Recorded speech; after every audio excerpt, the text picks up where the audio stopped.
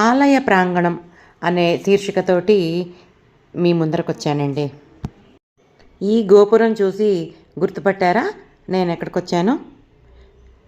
రంగారెడ్డి జిల్లాలో ఉన్న చిలుకూరు బాలాజీ మందిరానికి వచ్చానండి. చూడండి, లోపలికి వెళ్ళి చూద్దాం రండి.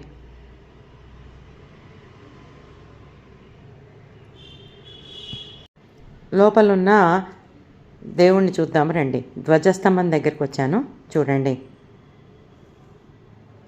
ఆ లోపలేమో ఆంజనేయ స్వామి గుడి అండి. చుట్టూతా ఫెన్సింగ్ వేసేయడం వల్ల తెలియట్లేదు. హనుమత్ జయంతి సందర్భంగా ఉత్సవాలు జరుగుతున్నాయి, చూద్దాం రండి.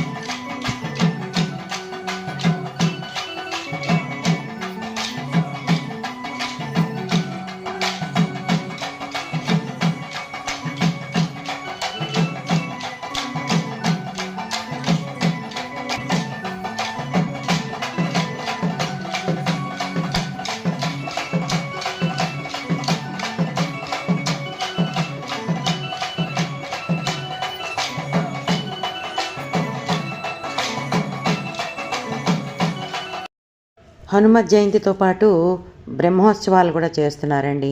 అందుకని ఇక్కడ ప్రత్యేకమైన కార్యక్రమాలు నిర్వహిస్తున్నారు. గుడంతా కూడా రద్దీగా ఎలా ఉందో చూడండి. అందరూ ప్రదక్షిణలు వాళ్ళు ప్రదక్షిణలు చేస్తున్నారు.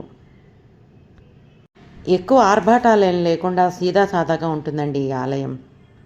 స్వామివారి మూల విరాట్కి ఫోటో తీసుకొనివ్వలేదండి. ఇలా ఉంటుందన్నమాట. ఉభయ నాంచారులతో శ్రీనివాసుడండి స్వయంగా వెలిసిన విగ్రహం ఇది. దీనికి ఒక కథ కూడా చెప్తారండి. ఒక భక్తుడు ప్రతి సంవత్సరం గుడికి వెళ్ళేవాడు. ఒకసారి ఆయనకు ఒంట్లో బాగుండక వెళ్ళలేకపోతే స్వామి కలలో కనిపించి ఇక్కడ ఉన్నాను అని చెప్తే అక్కడ తవ్వితే ఈ మూర్తి బయటపడిందని చెప్తారండి. ఇక్కడ శివాలయం కూడా ఉంది, చూడండి. లోపల మీకు లింగం కనబడుతుంది.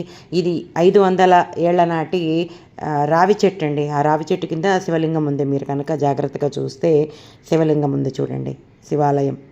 ఇక్కడ ప్రత్యేకత ఏంటంటేనండి, ఇదిగోనండి ఎంత పెద్ద రావి చెట్టో చూడండి. ఈ గుడికి 500 సంవత్సరాల ప్రత్యేకత ఉందండి. ఇక్కడ ఏంటంటే స్వామివారిని కళ్ళు తెరిచే దర్శనం చేయాలంటారు. షాపింగ్ అది కూడా బయట చాలా ఉందండి. అన్నీ కూడా తక్కువ రేటుకే అని చెప్పచ్చండి. ఎంతోమంది చిన్నకారు వర్తకులందరూ కూడా ఈ గుడి మీదే ఆధారపడతారండి. ఇక్కడికి వచ్చిన భక్తులందరూ ఇక్కడ షాపింగ్ చేస్తారు.